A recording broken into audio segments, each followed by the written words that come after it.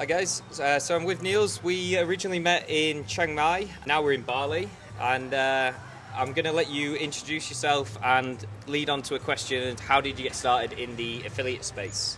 Sweet, thank you, James. So yeah, I'm Niels. I own the Traffic family. We have around 10 Dutch affiliate websites, all in the retail niche, and we scaled it to 15 people and around 150,000 euros in commissions every month.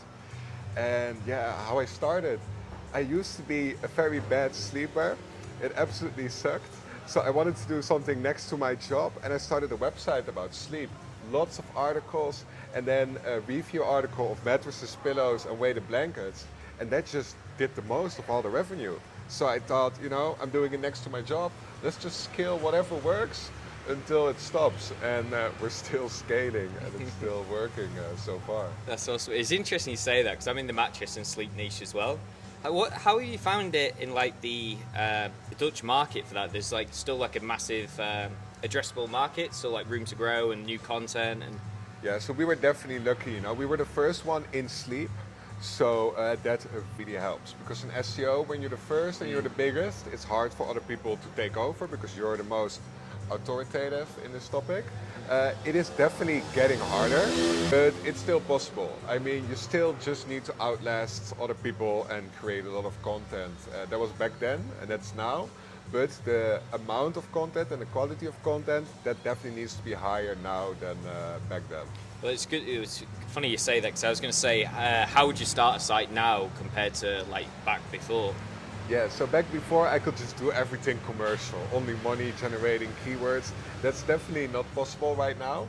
If people are starting out, I really advise with a topic you can be a real nerd about. So I had that with sleep.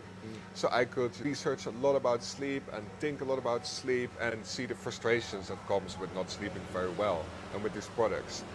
So have a topic that where you can be a real nerd about, and then really start with 50% informative content and 50% content that makes money. That's a different distinction too. When you start out, you'd rather be at the too much informative content side than the too much commercial content side, because then there's a bigger upside. And if you just do commercial content, you can get penalized by Google because they know you're just a money generating affiliate, Yeah. and you don't want that. Well, I think that's what Google's trying to stop is that, oh, you're just doing it for money. Money is just like a doorway page to the affiliate asset to like the commission. Exactly. So you pretty much touched on like what you would do to like choose a niche, but like what would be your top three factors of choosing a niche? Yeah, good one. The first one is size. You want a niche that's big enough. And you should start with a sub niche. So let's say sleep, you start with helping babies sleep. Because then you can be you can go real deep into that topic, but you want your domain name and the topic of the website to be broad enough and overall sleep. So even though you start with sleep for kids, it should be a generic sleep domain name. That's an important distinction. Second one, the monetization models. So for instance, sleep is great because it has products, you can do courses, and there are a lot of sleep brands really investing in helping people sleep better, and the products are a big price. Other topics, let's say art, it doesn't really lend itself for the affiliate model because it's more inspiration wise and it's more towards courses and other things. So you want to know how am I going to monetize this affiliate niche too before you really start into it, because that also depends. Okay, should I start with creating courses from day one, or would it be something else like display advertising? That. And the third one, and this is niche related, should you go local or international? I had a call with a friend of mine yesterday actually, and she is creating really cool art with resin. Resin is a kind of material you can create beautiful stuff with. But the thing was, she started with the Dutch language. And in the Netherlands, it just has 10,000 searches in total a month, which if you're ranking number one, you can get 3,000 visitors. But if she would start it in English, she can get up to 300,000 visitors a month, and then it can become a real business. So that's what I advise non-English speaking people too. Maybe you should start in English instead of your local language. Yeah, that was going to be a question I was going to ask. Like, what would you do for Dutch people, like to target like the English market, or would you do it in your home country? What? Because all your sites like English speaking or like Netherlands, where? Our sites are all Dutch. Okay. because we know in the retail niche it's big enough. That's it. You can So still to make money say. there. So So we can still make money. We still have some upside. In the end, we might have to go to other markets, but even with 150k in commissions a month, we can be in the Netherlands. So yeah, but it's indeed, not bad. also if I start over, I might consider the English markets because you do want a website to have a big upside, right? If your domain name is just about blenders, which I have a website like that, and then yeah, it can make 2k a month, and then it stops. It's a shame because then you need to start a new website, Yeah. and starting a new website or Well- buying a new website, it's a lot of effort. Yeah. When you were saying as well with picking a niche, the monetization, that's really big for me. Like, it's always figure out how you're going to make the money before actually building the site. Yeah. Because then you can organize the articles, like where you're going to funnel people from that informational article to where you want to go. It really helps. And what I forgot to mention with picking the niche, and this is especially important in the English market, if you pick a niche and the top competitors for those keywords are already Forbes and CNN and these really big websites, then it might be unfortunate and you need to pick another niche because competing with them, that's just too much long term. Yeah. You want to compete to be able to say like, oh, in 1 year or 2 years I can take you over, not in 10 or 15. Yeah, it is possible to take them over, but the amount of effort it takes to do it's not worth it, is it? Yeah, spend your time wisely. And then you're traveling a lot now, so how do you like handle your work-life balance and like keep up with working as you like go to all these different places in Asia? Yeah. So when I was a backpacker, I will travel to a new place every 3 to 5 days, right? But now I just try to go to one spot, stay for like a month or a week at least, have a nice villa, invest in where you stay because you need a good sleep, you need good Wi-Fi, you need to be able to work from home too if you have an important meeting, for instance. That's important. And go to spots where other digital nomads are.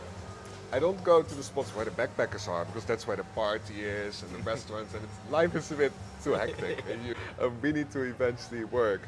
And what's also important for me, I go to the people more than the place, right? I'm in Bali now because I can meet with my coworker, I can meet now with you and other really cool digital nomads that help inspire me and that are also working.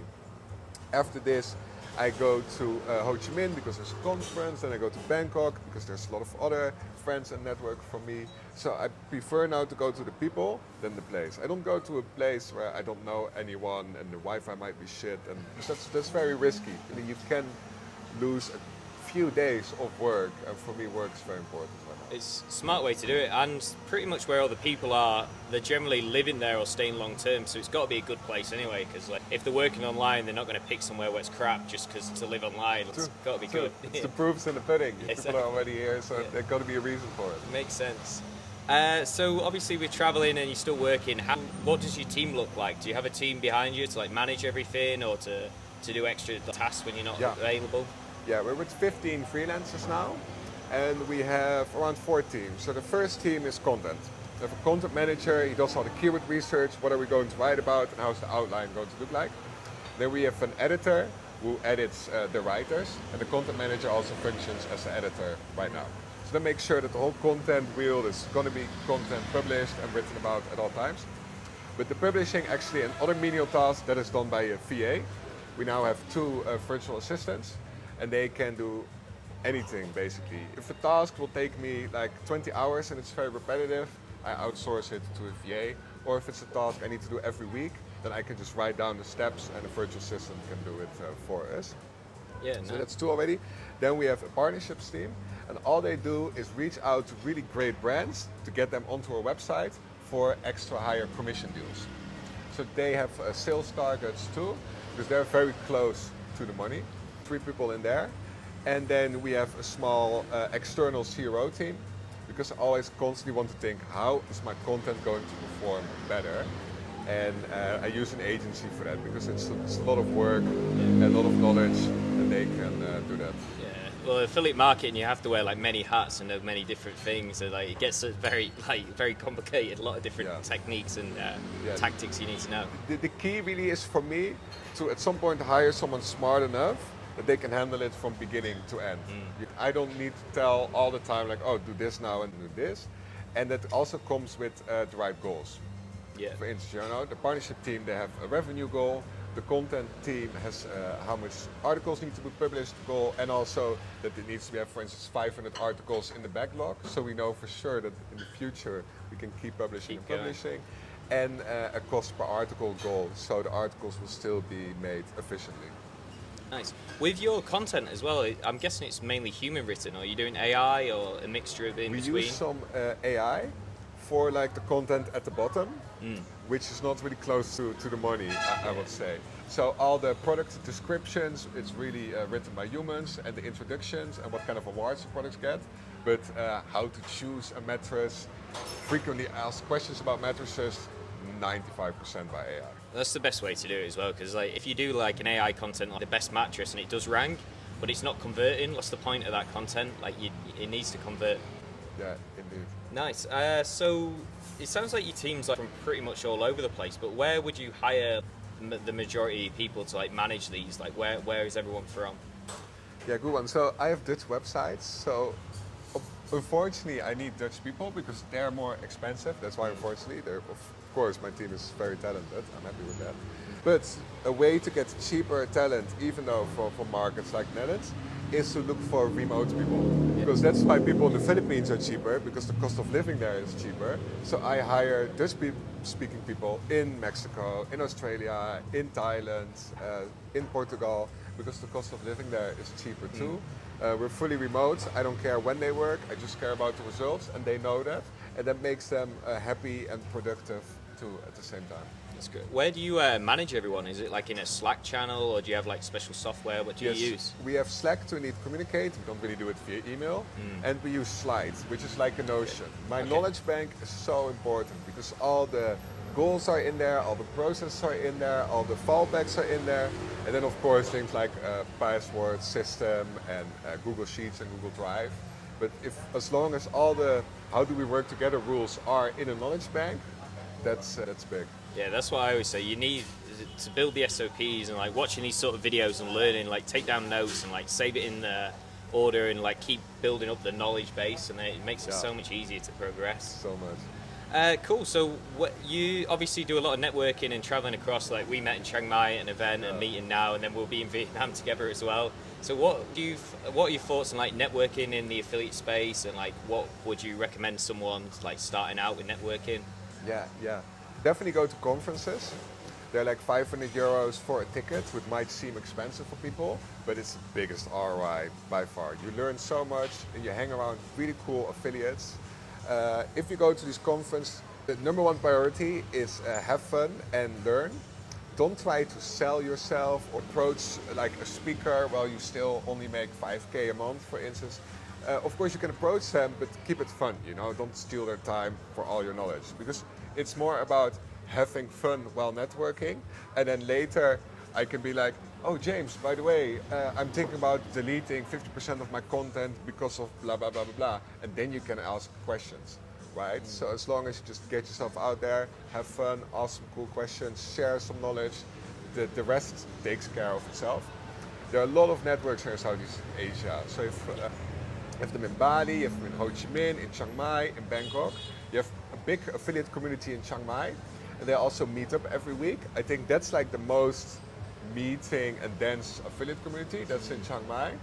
For the rest, look for smaller communities too. Like I'm part of the Dynamite Circle, for instance, which is great for digital nomads. You say that's small, that's huge, Dynamite Circle, isn't it? Dynamite is a bit huge, but yeah, just look for whatever floats your boat. Because in the end, you just want to meet people like you, and there's no right or wrong or better community or something. It's just like what's the best fit for you, and then you can add value and you can extract value too.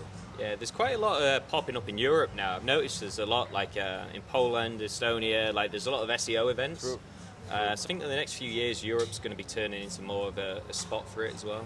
I hope so, but what I really noticed with Europe is there are a lot of SEO people that are working at companies, and their mindset is different than here, where everybody has their own company, you know? It's way more hustle, way more trying out stuff, let's break things and let's scale things hard, than in Europe, where I've often noticed that the conversations are just like, oh yeah, you should target keywords and build links. No shit, you know? Yeah, no shit. it makes sense. James has around 20 affiliate websites. earning over 20K a month, and he has the most beautiful domain name, oliver.com. Yeah. Hey James, so tell me, what are things that people starting out in affiliate marketing missing? It's honestly traffic is the main thing. You need traffic to get to the offers, but we do like SEO affiliates, like building up websites and getting traffic basically through Google organically. Yeah. So it's basically building out your domain and making sure you've got the right pages to lead to the right offers to convert. I feel like a lot of people are just throwing in affiliate links without actually working out, like it's not like the best or it's a review. They just chuck it in a random article, which doesn't really work. It needs to be targeted. And I feel a lot of people starting out kind of miss that point. So does it come down to better SEO skills and targeting the right keywords so they get that traffic? I feel so, yeah. I feel like keyword research with SEO is a big factor. It's 100% a big factor. Yeah. You need to go for like the best X for Y, so best mattress for back pain. It's obviously, it won't get as much traffic, but it's more intent. People have a problem, that it's more focused, so it converts a lot higher. And it's a lot easier to rank for in Google as well. Yeah, I like that. And also, I like to add, you also need enough volume on those keywords. When I started out my first website, it was just about kettlebells and about kettlebells in the Netherlands. And even though I had everything number one, I had like 2,500 visitors a month, and then I earned 100 euros a month, so it was shit money. Yeah, that's true. Money. Niching down too much is also a bad thing to do. So the next one, so people start getting traffic. What's the next step for people to get to 10K a month in commissions? So with your website, it would probably be the scaling it out. So like you said with the kettlebell example, you haven't really got too far to explore. It needs to be a bit further branched out, like fitness in general. And then when it is that more branched out, you can do more keywords to actually get more traffic and get more sales. So for me, it's having that extra runway of content to actually do to get the revenue. Most of the time, you can get it from one post, but generally it's from more than one article. You need more content out there. So how much articles do you think a website would have to get 10K per month? It's a tough one. It obviously depends on the vertical you're in. For me, on average, I would say most sites you want at least 100.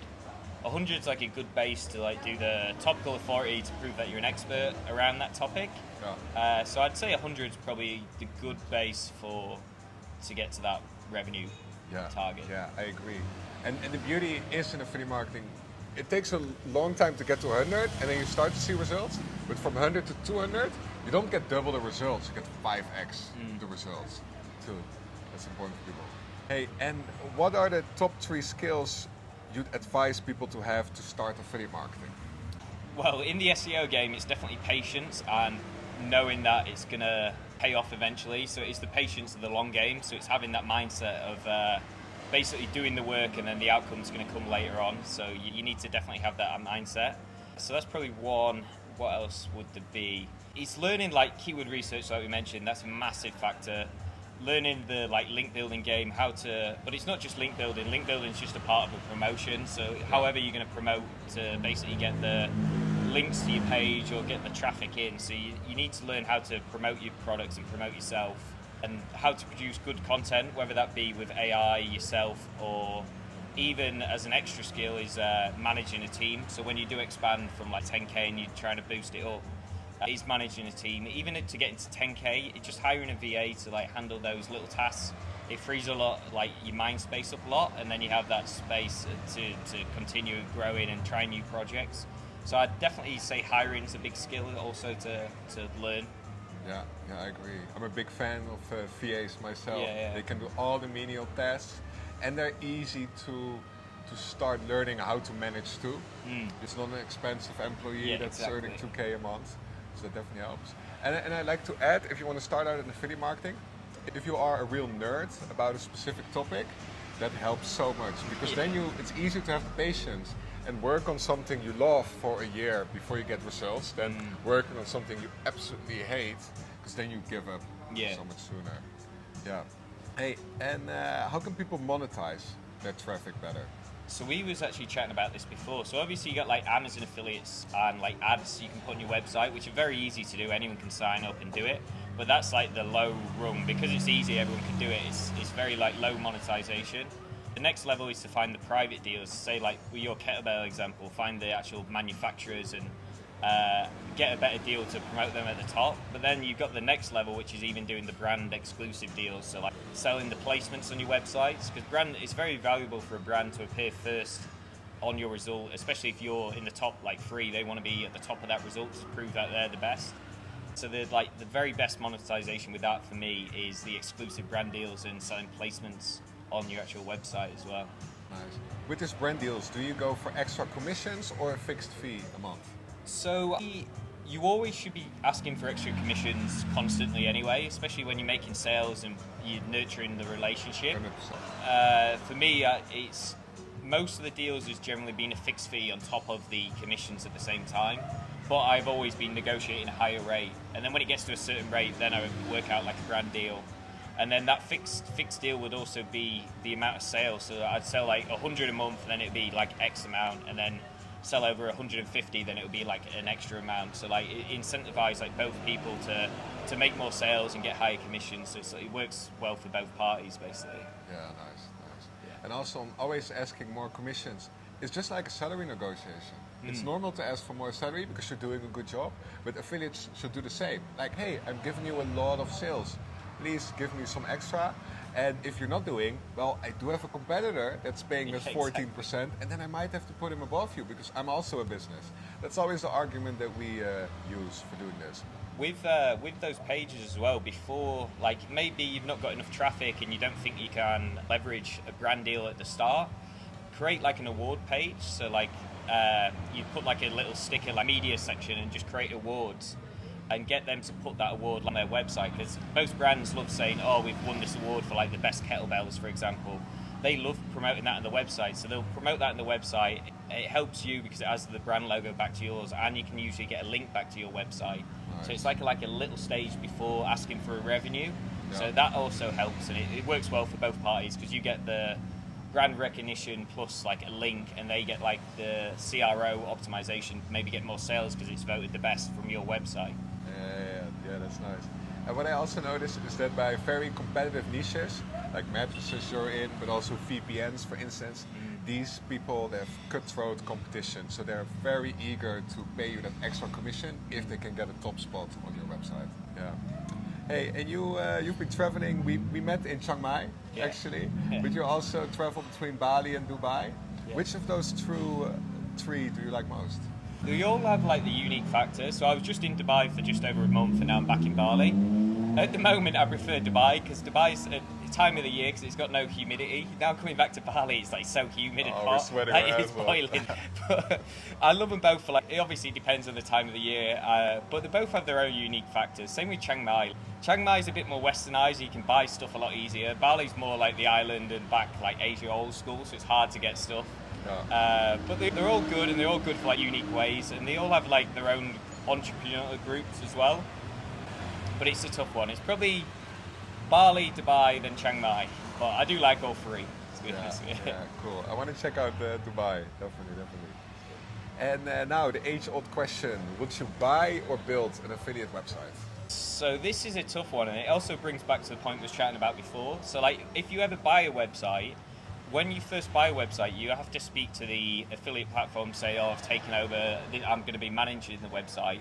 But when you actually take over a website, you can say, I'm going to take over this, I'm going to promote you more, add more content, can you give me a higher commission? It's like the perfect time to actually ask for that. So that actually buying a website, you can instantly increase the revenue and increase the sale value as soon as you buy it. Yeah. So I think when you're starting out, you should always build, because you need to learn the mistakes and you need to get over it. And if you do make a mistake, at least you're doing it on a brand new website. But for me, buying now, I think as you get more older in your entrepreneur age, like SEO, affiliate, you kind of learn the ropes and you can kind of see, oh, I can do this and it's going to 10x the value of the website. So for me, buying's more important, especially now with like everyone's scared with AI and like sale price of like websites have got down a little bit. So it's a lot better now to actually purchase a website and keep hold of it. It's a great market. So yeah, buying definitely is better than building at the moment. Unless you're starting out, then definitely build first. I agree. We're entrepreneurs. We want to make money. if you buy, you just skip ahead so much time Yeah. already. And you can buy websites for as low as $5,000, and it already gives you a head start of at least 6 months. It has that age, and Google trusts it for that like one topic. And a lot of people, like I'm do the exact same thing. You have a website and you kind of just leave it on the back burner, and you can't be bothered with it anymore. So those websites are perfect to buy for beginners. You can buy like 5, 10K websites, like you were saying, with that, just someone who just wants to get rid of it, basically. James, thank you. Great chat. Yeah, cheers. Cheers, mate. Cheers.